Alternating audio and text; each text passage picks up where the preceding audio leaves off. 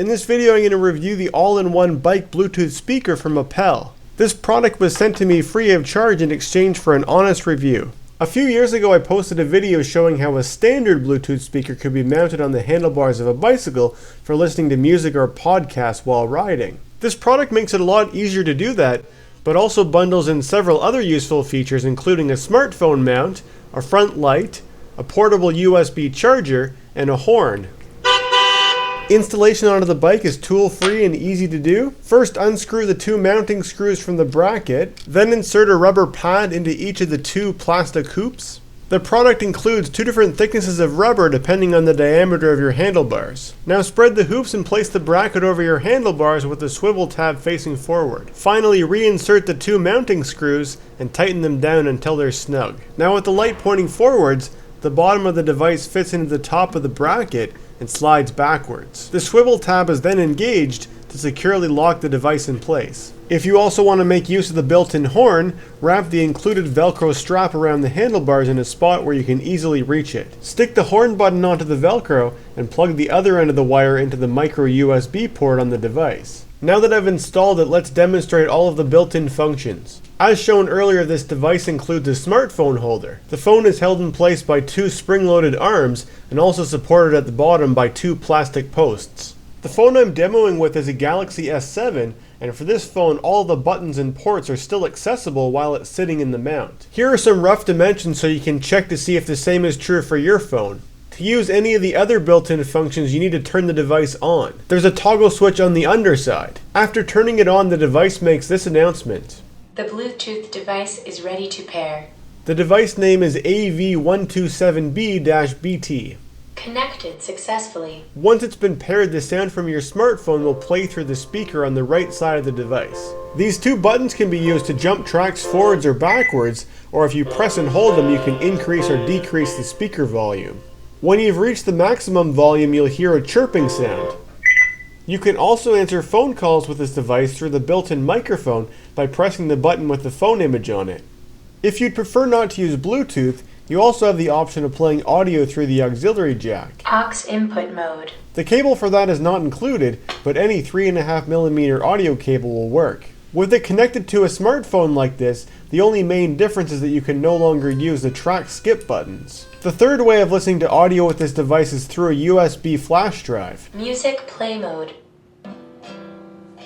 If your flash drive has MP3, MWA, or WAV files on it, it will automatically start playing one of them. The track skip buttons can be used to switch to another track. Since the device has no screen, you won't necessarily know what you're listening to or what track is coming next. It appears that it just plays through the tracks in alphabetical order. To stop playback, just unplug the flash drive. The Bluetooth device is ready to pair. In a similar way, you can also play audio using a micro SD card. The card inserts into the side. Music play mode. Then it will immediately start playing the audio files stored on the card, and you can skip through them just like on the flash drive. In addition to audio playback, the device also includes a bright double LED light. To turn it on, press the button with the light bulb image on it. If you press the button a second time, it will change to a flashing light. This light is quite bright and will certainly help you be seen while you're riding. In addition to being seen, you can also ensure that you'll be heard while you're out on the road by using the built-in horn. The horn button plugs into the micro USB port, and one tap of the button makes a double horn honking sound effect. The only remaining feature which I haven't demonstrated yet is the portable USB charger. If your phone is getting low on battery while you're out on the road, plug a USB charging cable into the device and the other end into your smartphone. Different smartphones have different types of connectors, so this charging cable is not included. The device contains a 3.7 4400 mAh battery, giving you lots of mobile energy storage. The four green lights indicate the level of charge stored in the battery. The device recharges with the supplied micro USB cable plugged into a powered USB port. The device is also IP54 rated, which means it can withstand splashing water, or in other words, it can be used while riding in the rain. So now that I've demonstrated all the features, I'll give you my opinion of this product. So I think it's really cool that this device bundles together so many different features into one single product. When evaluating a multi-function device like this, I think it's important to realize that the individual features may not necessarily hold up when compared with a standalone device. For example, I have a multi-function pocket knife here, which includes many built-in features. One of those features is a Phillips screwdriver. I also own a standalone Phillips screwdriver, and if given the choice between these two, 99% of the time I'm going to choose this one because it's more comfortable and easy to use. But that doesn't mean that this one isn't useful. If I'm far away from home and I desperately need a screwdriver, I'll certainly be glad if I have this in my pocket. So I'll start by providing my opinions on the audio playback capabilities here, starting with the Bluetooth functionality. So every time that I paired my smartphone with this device, I had no problems. It paired very easily every time. That functionality seems to work very well, very flawlessly. I should point out, however, that this device is mono. It looks like it has two speakers on it, but it turns out that sound only ever comes out of this right side here. And I should also mention that having the speaker here on the side of the device, so you're looking at the phone is facing you like this when you're riding, or maybe it's kind of facing forwards, so the light is facing forwards. This speaker is actually projecting the sound out the side. So that's not exactly optimal, but I understand that they had design constraints to be able to fit all this in, so it's there in the side. Even though it's kind of pointing away from me at full volume, every time that I tried it, I was able to hear, at full volume, I was able to clearly hear what was being played through the speaker. I should mention I don't actually recommend listening to music while you're riding, at least not when you're riding on a street where there's cars around you, because I think it's really important to be aware of your surroundings. If you're riding on a multi-use trail or something that's separated from cars, I think that it's probably okay in those circumstances to listen to music. But having a speaker on a bike like this is really helpful if you want to have navigation, so you're looking at a map to tell you where to go. It's really great to have an audio, have that volume loudly so you can hear the voice telling you where to turn, because again, coming down to safety, you don't want to be looking down at your smartphone while you're riding and not paying attention to the vehicles around you. I also listen to the audio podcast while I'm riding. I think that they're a little bit less distracting than music, and you can still hear the things around you if you're just listening to a podcast or a voice speaking when you're riding. I did find the track skip and volume controls a little bit hard to get used to. I found particularly because they share the same two buttons, if I wanted to turn the volume up just a small amount, just to make a very fine adjustment to the volume, I found that hard to do because you had to hold the button down to access those controls, and as soon as you're holding it down, it just starts to increase the volume fairly quickly, and in no time you'd have it at full volume. It's a little bit hard to get used to, but probably something like that, you get your volume to the level you want it, and you probably wouldn't need to adjust it again after that, so it probably wouldn't be too much of an issue. So next I'll talk about the auxiliary input for audio playback. A lot of smartphones these days, the new ones that are coming out, they're not typically including that 3.5mm jack, and most phones have Bluetooth built into them, so you might kind of think that is not that useful, and that's kind of what I was thinking at first. I thought, okay, well, I'm never going to use that. But then I realized that there are actually some things that I like to listen to that are not necessarily on my smartphone. An example of that is when I'm doing a bike tour, I like to listen to the radio, the local radio, just to sort of get a sense of my surroundings. And smartphones aren't capable of dialing into AM and FM radio stations. Of course, you can listen to internet radio, but that kind of takes away from what I was describing there. So I actually use this very small portable AM FM radio when I'm riding, and it's got a small little speaker in it. It's not very loud, and it's kind of hard to hear. So what I actually discovered is that I can actually insert this old radio into my device here, and of course I still have access to all the controls and everything, and I can plug the 3.5mm headphone jack from that into here, and I'll be able to listen to my radio amplified through this speaker, so I should be able to hear it really easily. So that's just one example of where an auxiliary input would be useful, but I'm sure there's many others. So next I'll talk about the SD card and USB playback of this device.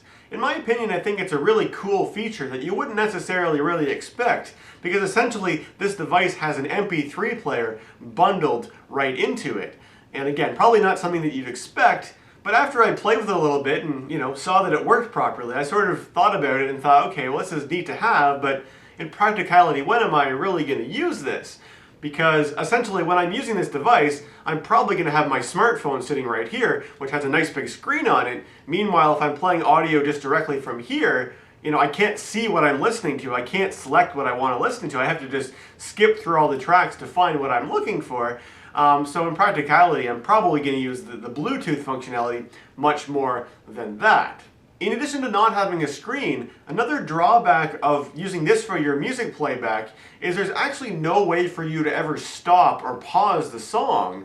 You only have the option of skipping forwards or backwards and adjusting the volume, but if you want to actually stop the playback, the only way is to either just turn the device off using the toggle switch, which then you're not able to use the light or the horn, or the other way is to just remove the flash drive or SD card from it to stop it. Although I had said initially I didn't really expect I would use the flash drive or SD card playback on this device, after thinking about it a little bit, I thought of one scenario where I think it would be really helpful and where it has an advantage. If I was on a trip or something and I had not a whole lot of battery power from the beginning of the day until the end of the day, being able to just plug an SD card or a flash drive in here is really handy, because what it means is I can listen to audio playback without my phone being even turned on. Because if you're using the Bluetooth, what it means is you have your device here turned on, and you also have to have your smartphone turned on as well. So you're running both devices just to listen to audio, where you can avoid running down the battery in your phone by using an SD card or flash drive. So next I'll give my thoughts on the built-in horn.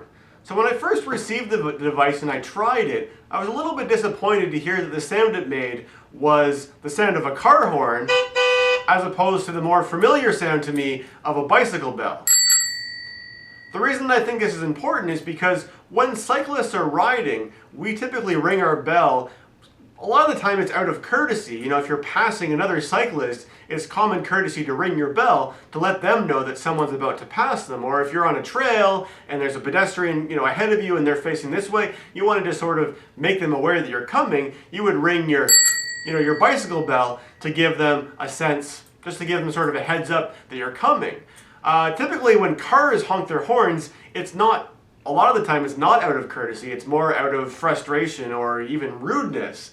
So having a horn on my bike, I don't really see that being able to replace the typical traditional bell that I would also have installed on my bike. But that doesn't mean that having a horn in addition to my traditional bell is not also a very useful thing to have. The scenario where I see myself using the horn the most would be if I'm riding in a bike lane and there's a vehicle parked in that bike lane blocking it illegally. In that scenario, and I'm trying to get the driver's attention, it's not out of courtesy, it's because I'm frustrated that they're breaking the law and putting my safety in danger. So having a horn to do that would probably be more appropriate than a traditional bell. So that was a feature of this device that I'd really been looking forward to testing.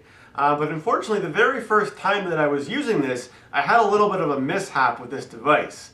I mounted it on the device the way that I showed in the video, and I installed the horn button over on the side, and I had it plugged into the back of the device. And as I was climbing onto my bike, unfortunately my chest came in contact with the back of the device, and it pressed up against that cable that was plugged in, and unfortunately it bent it, and it actually broke the connector inside, the micro USB connector inside of the device. And after that happened, of course, the horn button no longer worked. So I didn't actually get to try that out ever when I was actually on the road, unfortunately. And what was worse was that that same port, the micro USB port, is also used for charging the device. So after that happened, I was never able to recharge my device again. So my amount of testing of this device, unfortunately, was a lot shorter than it could have been. I don't really necessarily blame the product on it. It was my fault for bumping into it, not paying enough attention. I don't think that connector was particularly flimsy or anything like that. But it is something to be aware of when you're using the device. I would also warn about having the USB cable plugged into the bottom here, because that thing sticks out quite a bit too. Again, I think some of it had to do with my particular bike, the way that I have very high handlebars. That thing came in contact with me, just sort of the geometry of my bike. But again, it's something to be aware of, because as soon as that connector was broken, my device had a very short lifetime after that, because it could no longer be recharged anymore. So next I'll talk about the USB charging capabilities of this device. I think that's an extremely useful feature to have built in. Me personally, I've gotten into the habit of when I'm going out, I'm typically carrying around one of these battery backup USB devices with me. I leave one in my backpack because many times I've been out and about and discovered that my battery power is running low on my phone. Of course, the battery doesn't last as long as it did when I first got the phone. So being able to have something you can pull out and just give it a boost of power, a charge, is extremely helpful, and having one bundled into a device that you're already carrying with you is just that much more helpful to have. So definitely a great thing to have included. So next I'm going to talk about the smartphone holder on this device. I find that it works extremely well. I've been really happy with it. First of all, I find it really easy to take the phone in and out, and you can actually do it one-handed, which I think is really important because often when I'm coming to my bike to ride somewhere, I've already got my hands full, so it's nice to just sort of plop my phone in there really quickly and really easily, and not have to worry about that while I'm worrying about everything else. Even though it's easy to take it in and out, once it's in there, it really holds the phone really well in my experience, at least with the phones I've tried, because I can shake this all over the place, and that smartphone's not coming out. It's been held in there really well. One thing you may notice is that the bracket here, there's a little bit of play in it. So it actually moves a little bit. So I was a little bit worried about that and worried that, if I went over a big bump, maybe it would jostle it somehow and the whole thing would come out. So I actually wanted to do some extensive testing of that. So I mounted this on my bike and I took my bike out to a road which has a lot of potholes. It's a very bumpy road. And I decided I would just ride my bike, up and down it several times to see if I could get the phone to come out or get the bracket to come disconnected. And the more times I rode up and down it, I started riding faster and faster and faster to increase the intensity. But in all my tests, I probably did this about 10 times on this stretch here. And the bracket never came undone and the phone never came out. So as far as I'm concerned, it passed that test, and I think it works really well. That is a really important consideration to have, and that's why I spent some time doing that, is because you're taking your smartphone, which costs several $100s most of the time, and putting it on here. You really want to make sure that it's held there very securely and you're not going to lose it. Of course, I use an older device, my older smartphone, my Galaxy S4, for these tests, because if it did fail, I didn't want to ruin my current working smartphone. As far as I'm concerned, the lights seem nice and bright. They're at least as bright as any other light I've ever used before. I also like that the light has just the very simple functionality of the lights being on, the lights being flashing, and the lights being off. I've used some lights before that have about 7 or 8 different, flashing patterns, and that kind of might seem like a good idea on the box when you see it has all these functions, but in reality, I only ever use those two, the on and the flashing. So having those extra features is kind of annoying because you have to, click through the button several times to get to the feature that you want. So I like that they kept things simple in there. As I mentioned before, due to the problem that I had with the jack getting broken, I wasn't able to do an extensive testing of everything on here for as long as I wanted to, and unfortunately I never actually got the chance of using these lights at night riding outside, but just from looking at them inside, I think that the brightness is more than adequate. So all in all, I think this is a really well put together product at a reasonable price. On the table here, I've compiled together a bunch of items. I've got a horn, I've got a bike phone holder, I've got a Bluetooth speaker, I have a battery backup USB device, I've got an MP3 player, and I've got a light. And collectively, all of these things can do all of the same things that this one single device can do. And admittedly, there's probably some things in this pile that will do a better job at their function than the corresponding function in here. But that doesn't mean to say that this thing is still capable of doing all the same things that are here, and having all those functions built into this one thing is really handy to have, very similar to my pocket knife screwdriver example I used earlier. Thank you to Appel for sending me this product to review. If you'd like to purchase one of these, check out the link in the description below. I hope you enjoyed this video and found it helpful. Please leave a comment below and let me know what you thought, and thanks for watching.